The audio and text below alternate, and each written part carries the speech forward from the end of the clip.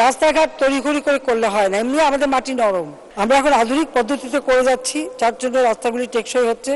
মাননীয় সদস্য মোহাম্মদ আওলাদ হোসেন, ঢাকা 4। সম্পূরক প্রশ্ন করুন।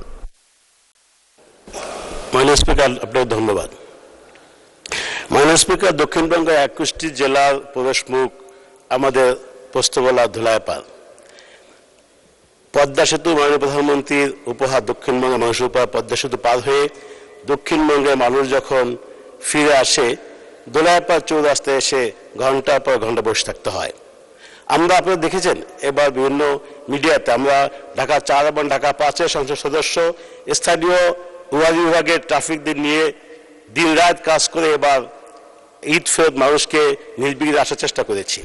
সেখানে সেই যানজট নিরসনের জন্য মাননীয় প্রধানমন্ত্রী এরই মাঝে দক্ষিণবঙ্গের মানুষের চট্টগ্রাম যাওয়ার জন্য পোস্তগোলা থেকে ফতুল্লা হয়ে 4 লেনের যে প্রজেক্ট পাশ করেছেন। আমার প্রশ্ন, সেই প্রজেক্টটা একদিকে পাশ হয়েছে, যথাসময়ে দ্রুত সম্পাদন করলে এই আগামী রমজান ঈদের আগে আশা করি যানজট হবে না, এরকম একটা নিশ্চয়তা দেওয়া যায়। আমি সেই প্রকল্পটি নির্দিষ্ট সময়ে সমাধান করার জন্য মাননীয় প্রধানমন্ত্রী নির্দেশনা কামনা করছি। ধন্যবাদ মাননীয় স্পিকার, ধন্যবাদ মাননীয় প্রধানমন্ত্রী। ধন্যবাদ মাননীয় সদস্য। মাননীয় প্রধানমন্ত্রী।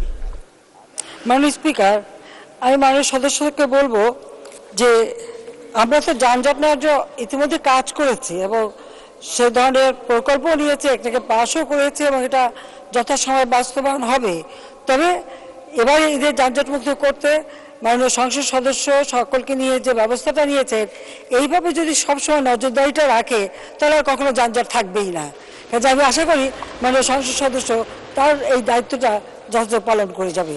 আর আমরা এই এলাকা আমি জানি যেখানে আরও যানজট যাতে না হয় তার জন্য যথাযথ ব্যবস্থা নেওয়া হয়েছে এবং সেই জন্য প্রকল্প গ্রহণ করা হয়েছে।